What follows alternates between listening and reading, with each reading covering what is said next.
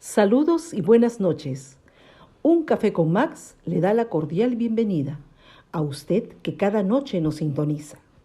Deseamos que su tiempo con nosotros sea agradable y de bendición para sus vidas.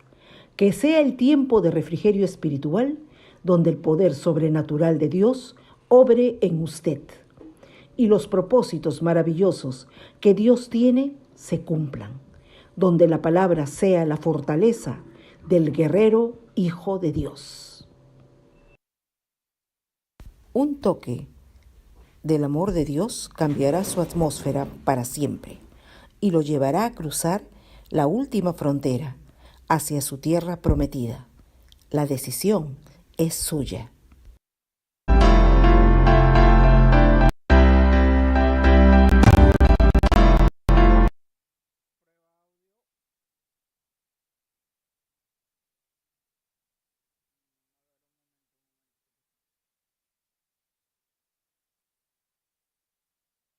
Y ahora sí creo.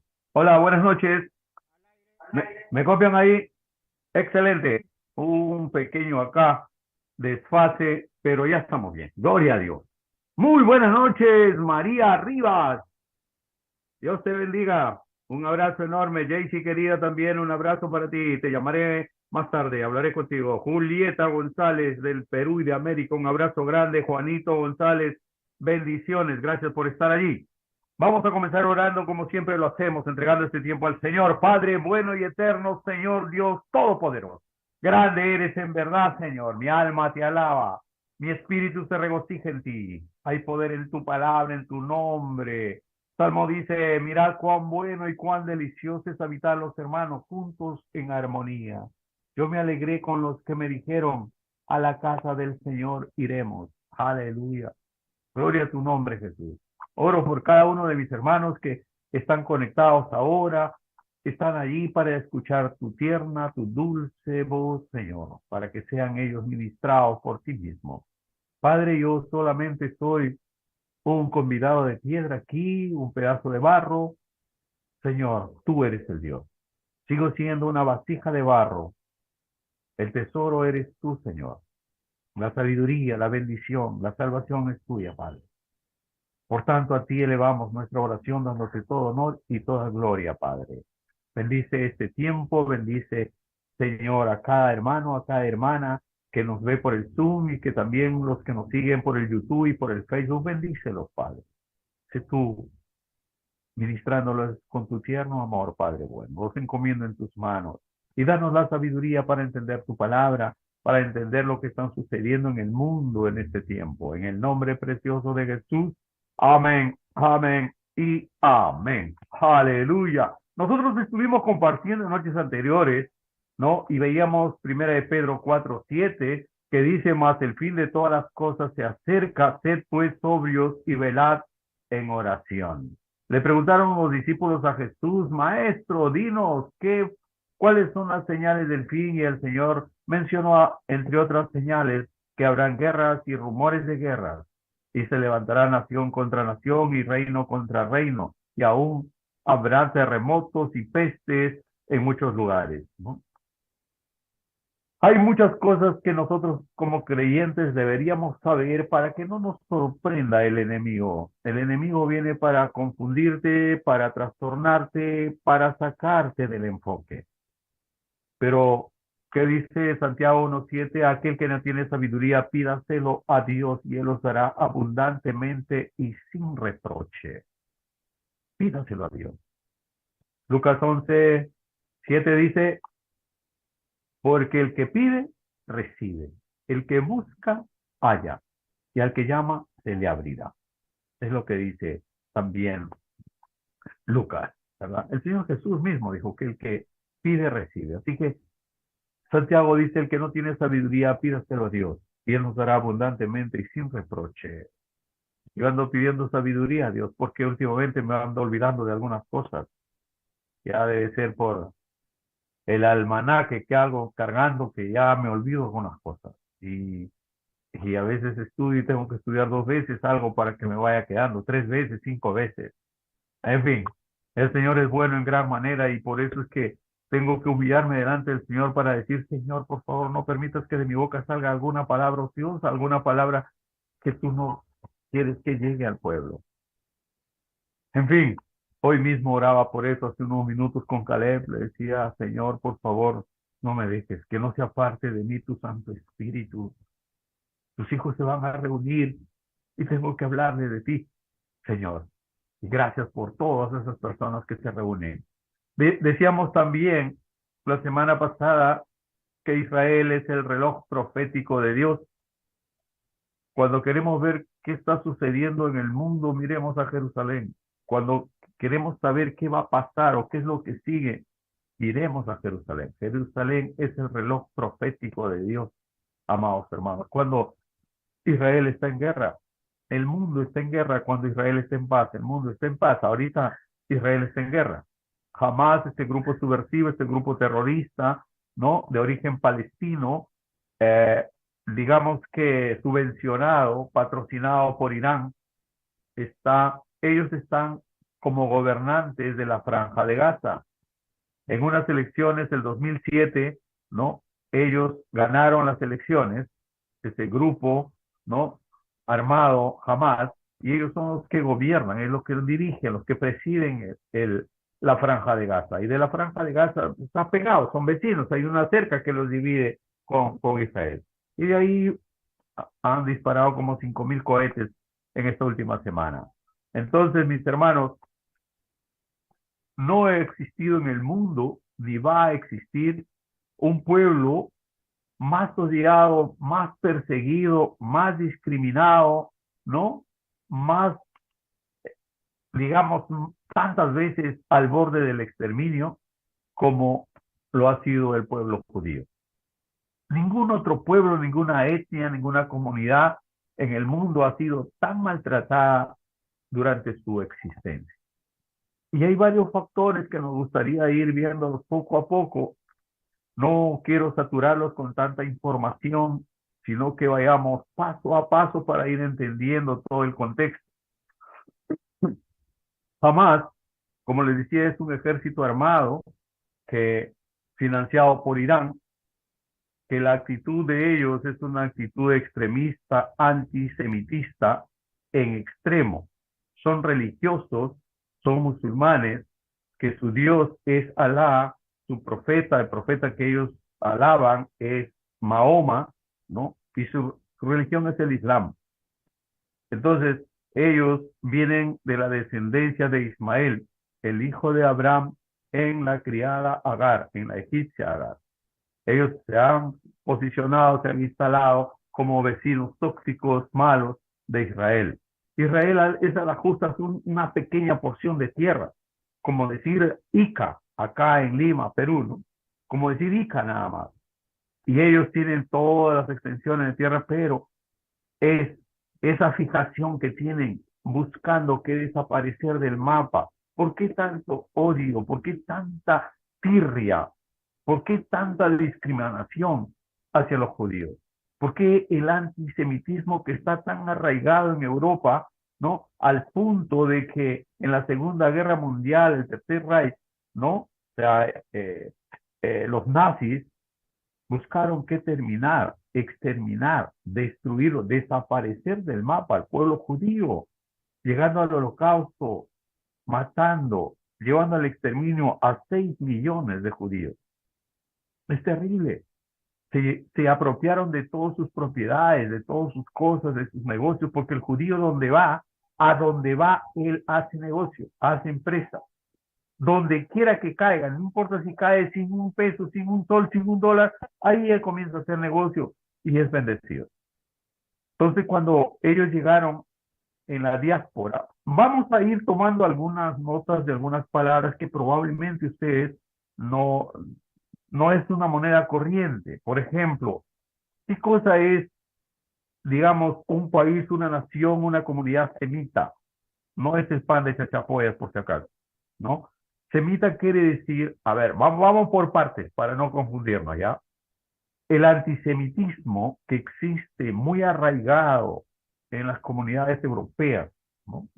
Y en el resto del mundo también, porque el odio hacia los judíos es en todo lado. Entonces, la palabra semita viene, acuérdense ustedes, de, de Noé, ¿verdad? Él tiene 3 hijos. Son los que se salvan del diluvio. Noé, su mujer, sus 3 hijos y sus 3 nueras. Finalmente, 8 personas, ¿correcto? Entonces, los 3 hijos que tiene, uno es Sem, otro es Jafet y otro es Cam. Esos son los 3 hijos que tiene Noé. Y de esos 3 hijos, Cam, Sem y Jafet, ¿no? Sem es el que, digamos, mantiene la línea de fe. Los otros por ahí que se cabrean, especialmente Cam.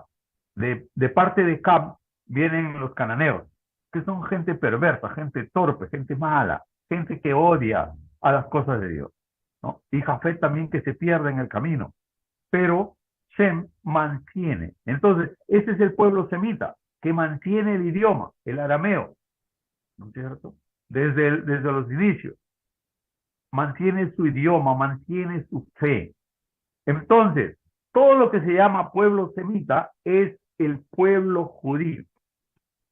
Por eso es que cuando se habla de algo antisemita o antisemitista, estás hablando algo que tiene que ver contra el pueblo judío, básicamente.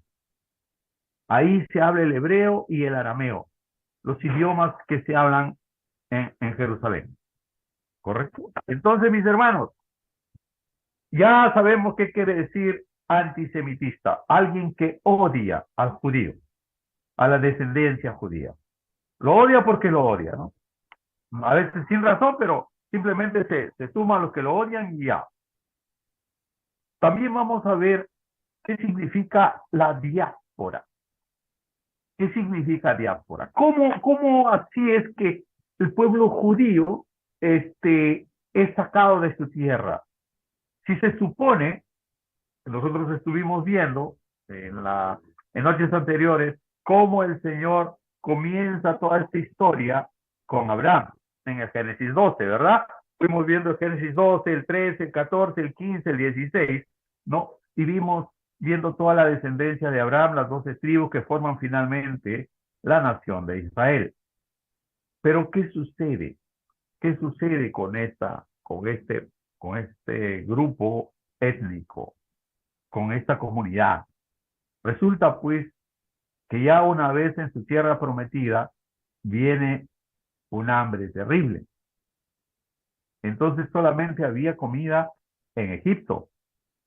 Y para esto, uno de sus hijos de Jacob, o ya en este caso de Israel, era José, que es vendido por sus hermanos, finalmente termina en la cárcel, de ahí lo saca el faraón y lo pone como segundo del faraón después de interpretar su sueño. De esto ya lo vimos nosotros, ya lo sabemos, y es ahí cuando hablando con el faraón, José dice, yo tengo mi familia, ¿no? Que están fuera de acá y tal. Y el faraón, como le tenía tanto aprecio, tanto cariño a José, le dice, trae a tu familia, trae a todos tus familiares, trae a toda tu comunidad y les voy a dar esta tierra llamada Gosén, una tierra especial, una tierra Gosén, ahí van a vivir ellos.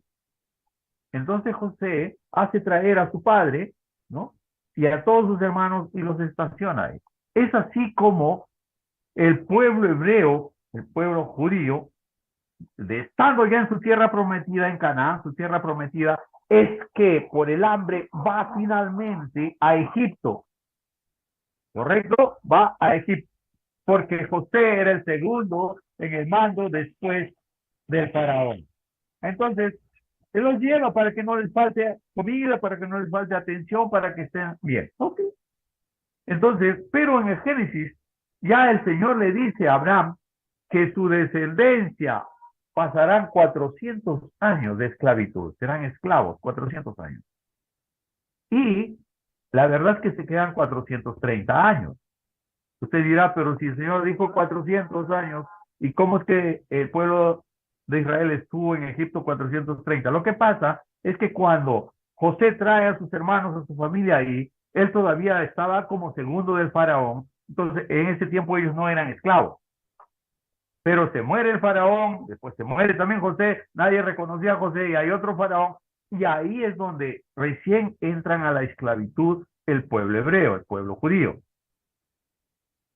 Hasta ahí estamos, ¿verdad? De ahí viene Moisés, viene el éxodo después de 430 años, los saca para llevarlos otra vez a su tierra prometida. En un viaje que debería durar 3 meses, ¿no? Caminando con ancianos, con mujeres, con niños, con animales y todo, demoró 40 años. Y en el desierto el Señor milagrosamente los sustentó cada día con maná del cielo, porque no podían comprar, no podían vender, no podían sembrar, porque siempre estaban en el desierto caminando. Ahí es como el Señor saca agua de la roca para que ellos no mueran de sed. De día los protege con como una columna de nube, y esa nube en la noche se convierte en fuego para que se caliente, para que el frío del desierto no los mate, en fin.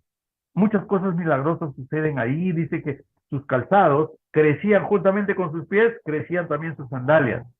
40 años que su ropa no se envejecía, ¿pueden creer eso? Solamente el Señor puede hacer esas cosas. Y aún así, la incredulidad del pueblo hebreo era terrible. Que tan pronto subió al Sinaí a recibir las tablas de la ley Moisés, ¿no? Ellos ya lo esperaron construyendo un becerro de oro, adorando a un becerro de oro.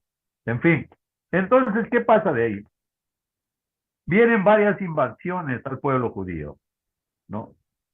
Primero ellos sobreviven al faraón, luego los invaden los griegos, luego de ahí de los griegos los invaden ya los romanos. Esta es la parte, digamos, tal vez, digamos que más contemporánea, aunque hay 2000 años que nos separan de esto, ¿no? Los romanos son los que los subyugan por mucho tiempo.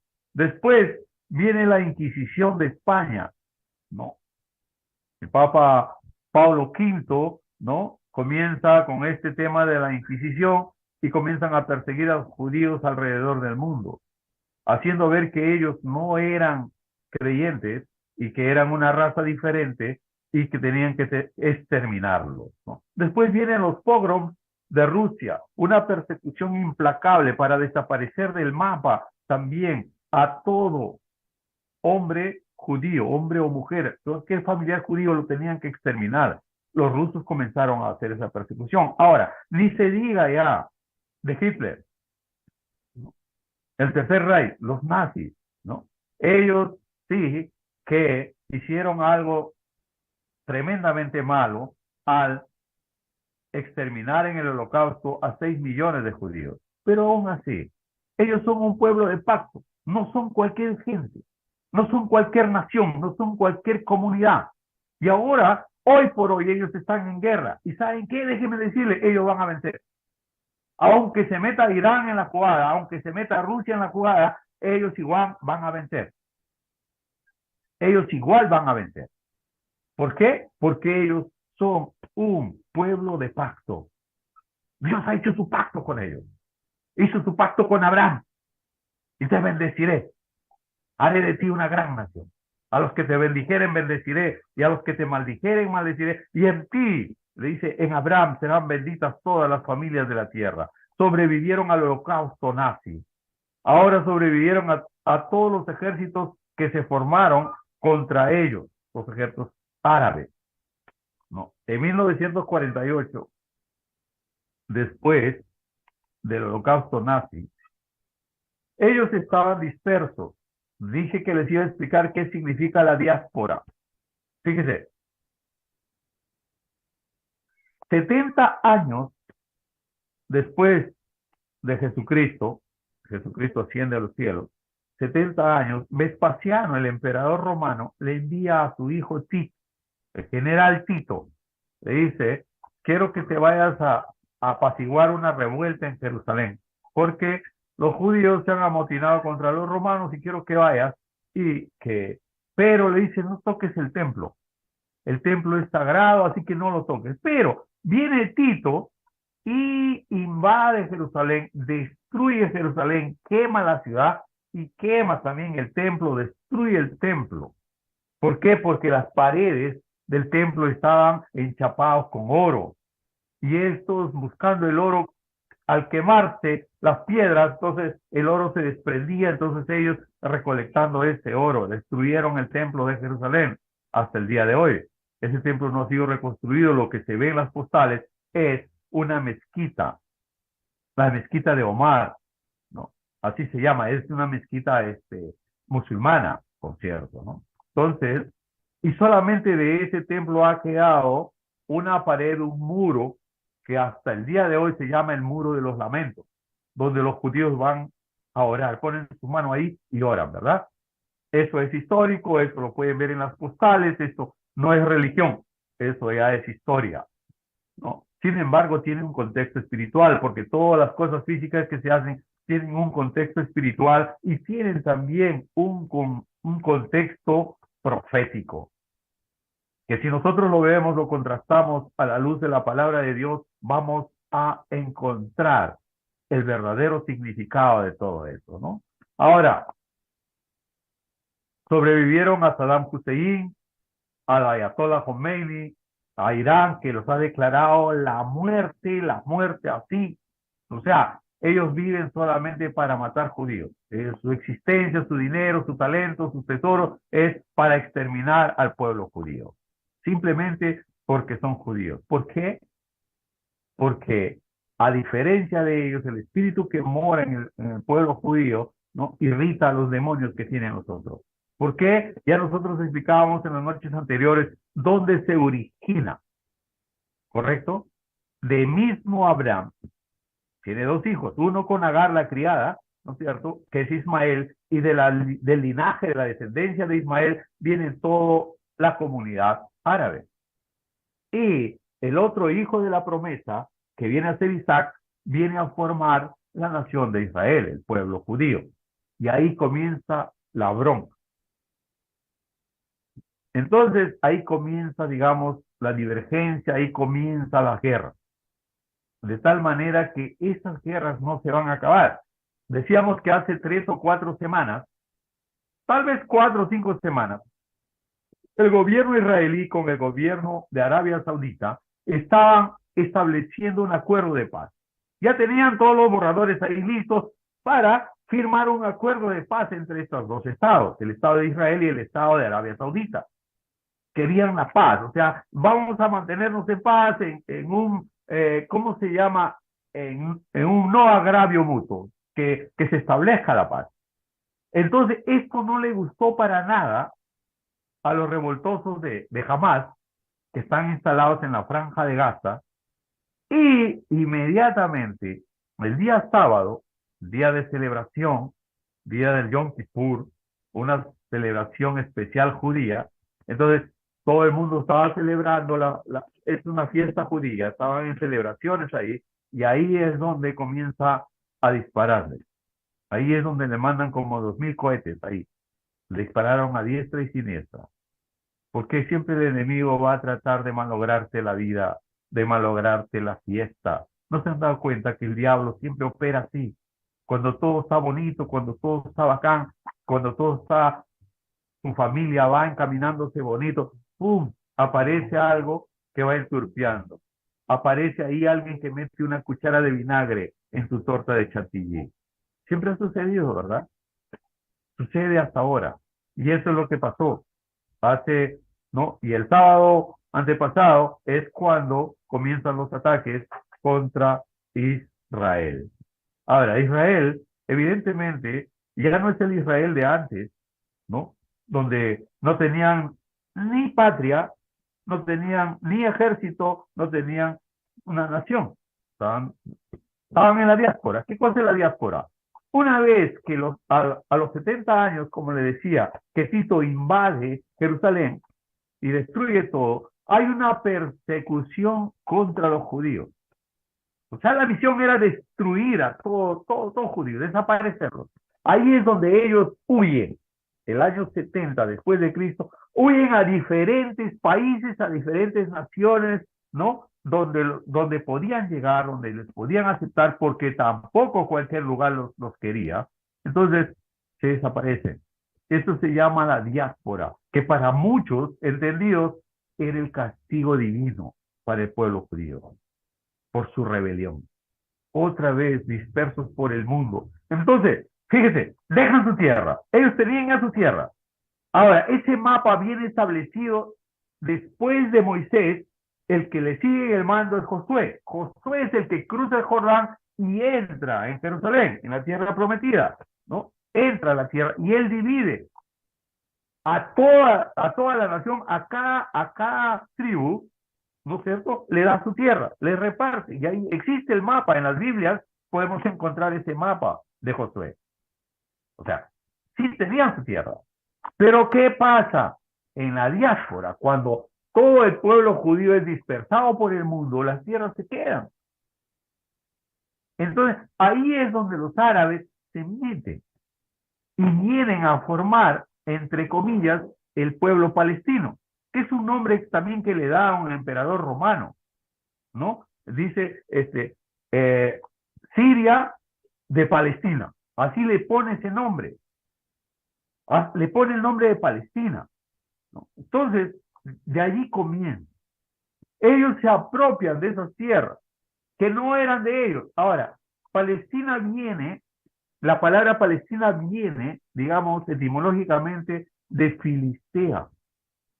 O sea, ellos son los filisteos. Ustedes sabían que había una comunidad filistea con la que lucha David, ¿correcto? Ahí estaba el gigante Goliat, que era el paladín de los filisteos. ¿Estamos hasta ahí? Sí, ¿verdad? Entonces, ese pueblo viene a ser lo que ahora es Palestina. Y está el tiempo de David, estaba la guerra. Saúl estaba de rey de Israel y está en pelea, entra David a tallar, los vence. Pero ese pueblo no fue exterminado, sino que siguió creciendo. Y ahora son parte, Palestina quiere decir etimológicamente filisteo, país filisteo. Ok, entonces, si lo traducimos ya en un buen romance, viene a ser enemigos de los judíos. Es lo que son. Y son perversos, son malos, son gente beligerante que siempre están derramando sangre por donde van. Entonces, eso es lo que significa Palestina, eso es lo que significa diáspora y eso es lo que significa un antisemitista. Para que ustedes, estudiantes bíblicos, estén, digamos, ubicados en el verdadero contexto de cada palabra que vamos a ir enseñando en este tiempo. Ahora, fíjese, el 14 de mayo de 1948, coincidiendo con la Declaración de Independencia que le da la ONU, la ONU, la ONU es la Organización Nacional, ¿no?, de países, de naciones, viendo que después del holocausto nazi, nadie los quería recibir en ningún país. Estados Unidos no los quería, Inglaterra no los quería, o sea, nadie los quería recibir a los sobrevivientes de ese holocausto. Ellos estaban por el mundo y en ningún lugar les dejaban desembarcar. O sea, aparte ya de tanta desgracia del holocausto, ahora ellos se encuentran con que no tienen dónde ir a parar, dónde estacionarse, ¿no? La ONU plantea, ¿no?, buscarle un lugar, un espacio geográfico en Uganda para que ellos puedan formar digamos que su estado ahí. Y la otra posibilidad era Argentina, porque Argentina habían bastantes judíos y existía la posibilidad, ¿no?, de que en Argentina podía haber un estado israelita, un estado judío.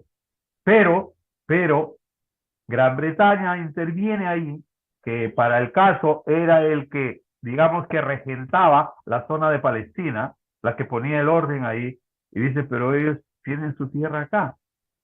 Y un embajador ruso, sabiendo que Gran Bretaña se iba a retirar ya de Palestina, entonces dice, antes que se mete Estados Unidos acá a Palestina, nos metemos nosotros. El punto es que en la votación, porque todos los países participantes de la ONU tenían que votar si es que le concedían, ¿no?, un territorio, un lugar geográfico para que ellos puedan desarrollarse como nación. Ahí es donde finalmente, con 33 votos a favor, 13 en contra y 10 abstenciones, es que se declara que Israel es digamos, reconocida como nación. No puedo decir que nació como país, como nación, porque esto nació en el Génesis 12, pero la gente que no lee la Biblia no lo entiende, no sabe. ¿Cierto? Ahí la ONU hace un reconocimiento como nación, pero este pueblo ya nació hace mucho tiempo en el corazón de Dios, antes de la fundación del mundo, ya existía este pueblo. Ya el Señor lo había separado a Abraham, así como nos separó a nosotros antes que estuviéramos en el vientre de nuestra madre. Él ya nos separó y tuvo buenos pensamientos para nosotros, pensamientos de bien. Es lo que dice Jeremías 29:11, porque yo sé los pensamientos que tengo acerca de vosotros, pensamientos buenos, pensamientos de bien y no de mal, para daros el futuro que ustedes esperan. O sea, más de lo que nosotros podemos anhelar un buen futuro en esta tierra, es el corazón de Dios que tiene buenos pensamientos para usted, por usted. Yo sé los pensamientos que tengo acerca de vosotros, dice Jeremías 29:11. Pensamiento de paz, de bien, de amor, de bendición, de prosperidad para cada ser humano. El problema es que nosotros no estamos conectados correctamente con el Salvador. Le creemos algunas cosas y a otras cosas no. ¿No? Deberíamos ser como Abraham, que primero que nada le obedeció y segundo le creyó a Dios. Punto. Estaba todo el factor en contra, pero él decidió creerle al Señor. Le creyó a Dios y él finalmente fue considerado como el padre de la fe. Entonces, la ONU, el 14 de mayo de 1948, decide darle una declaración, ¿no?, de que se establezca el Estado de Israel. Entonces, la diáspora, todos son esparcidos, ¿verdad?, por el mundo. Entonces, ellos, después casi 2000 años, comienzan a volver. ¿Y qué hacen? Comienzan a volver y como todas sus tierras, todos sus lugares, habían pasado 2000 años, tú ya no tenías tierra, nada, comenzaron a comprar las tierras, las parcelas, ¿no?, a los palestinos. Y bueno, ellos en principio lo vendían de buena gana, pero después se dieron cuenta de que los judíos venían y venían y venían más, y compraban más y compraban más, y estaban siendo arrinconados los palestinos. Y ahí es donde comienzan las fricciones, comienza la guerra, ¿verdad? Entonces, ¿pero qué sucede? El 14 de mayo de 1948, el mismo día en que ellos ya reciben la orden de la ONU como nación, ¿no?, reconocida, ellos están en plena celebración, están bailando, están danzando, música, probablemente unos tragos ahí, y entonces se reúnen, ¿no?, una coalición de países árabes y comienza la guerra. Recién creado el Estado de Israel, por la gracia de Dios, comienza a ser bombardeado, porque lo querían desaparecer ahí nomás, recién nacidito, 650 hombres contra el resto del mundo. Pero ahí estaba el poderoso Dios, el Rey de Reyes, el Señor de Señores, el León de Judá, rugiendo por ellos. Interesante, ¿verdad? Y logran vencer. Eso es increíble. ¿Cómo puedes vencer a una potencia? Pero el Señor lo hizo por él, ¿no? Luego de esto, mis hermanos, viene la guerra de los 6 días. Ya estamos en 1967. Fue un conflicto bélico que enfrentó Israel contra una coalición árabe, ¿no?, formada por Egipto, Siria y Jordania. 3 potencias mundiales. Las 3 potencias de ese momento se juntan, se ponen de acuerdo, hacen una coalición y le comienzan a bombardear de 3 frentes. Pero ahí también la estrategia de los militares judíos hace que a las 3 naciones, de uno por uno, les dé piso. ¿Me entienden? Entonces, mis hermanos, fue allí donde Israel, que no tenía más terreno, ellos agarran, se quedan con el Sinaí, ¿no es cierto?, que era de Egipto, se quedan con la franja de Gaza y se quedan con parte de Cisjordania. Es decir, extienden su territorio. ¿Por qué? Porque ganan la guerra, le ganan. ¿Y por qué se llama de 6 días? Porque la guerra duró 6 días nada más. Es decir, en 6 días despacharon a 3 naciones, del 5 al 10 de julio de 1967. Eso es el pueblo de Israel, la nación de Israel, más perseguida, más despreciada, más discriminada, ¿no? Que cualquier otra nación. ¿Por qué? Porque es el pueblo escogido por Dios y es lo que Dios odia, aquel que odia a Israel. Todo aquel que se levante y que maldiga a Israel es maldecido por Dios. Y todo el que bendiga a Israel es bendecido por Dios. Es lo que dice la Biblia repetidas veces y nosotros tenemos que entender eso.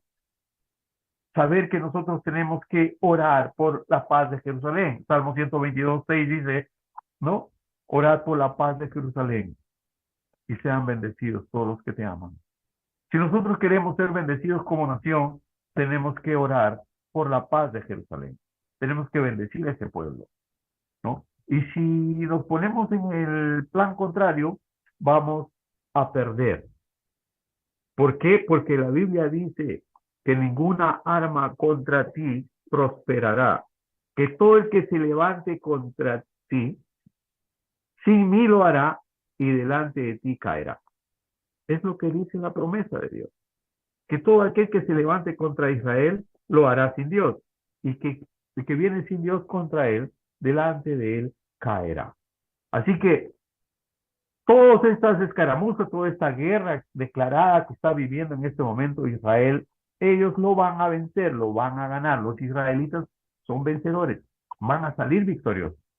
Independientemente que se metan otras naciones al cuento, igual van a vencer. Si Irán se mete, cuidadito Irán, porque a ti también te va a ir. ¿Por qué? Porque Dios no va a desamparar a su pueblo. No lo hará nunca. Y esta es una promesa de Dios que se cumplirá hasta el fin de los tiempos, hasta la batalla del Armagedón, cuando todas las naciones estén con sus tropas, con sus tanques, con sus aviones, ahí instalados para atacar a Israel, para desaparecer Jerusalén. Ahí es donde el mismo Señor es el que destruirá a todos sus enemigos y establecerá su reino milenial en la nueva Jerusalén que descenderá del cielo, pero estará ahí en ese mismo lugar donde es ahora Jerusalén. Amados hermanos, yo sé que están inquietos por el partido. Hoy juega Perú con Argentina, ¿no? No puedo adelantar pronóstico, pero esperemos que nos vaya bien. Que Dios los bendiga. Muchas gracias por su compañía. Como siempre, un honor estar con ustedes. Mañana, Dios mediante, estaremos compartiendo un poco más de lo que significa este problema, este conflicto árabe-israelí para nuestro tiempo y cuál es el contexto histórico que tiene y cuál es el contexto o la enseñanza profética que hay a través de todo esto. Muy buenas noches, familia, que Dios los bendiga. Un gran abrazo para todos. Que Dios mediante nos vemos mañana. Cuídense mucho. Bendiciones.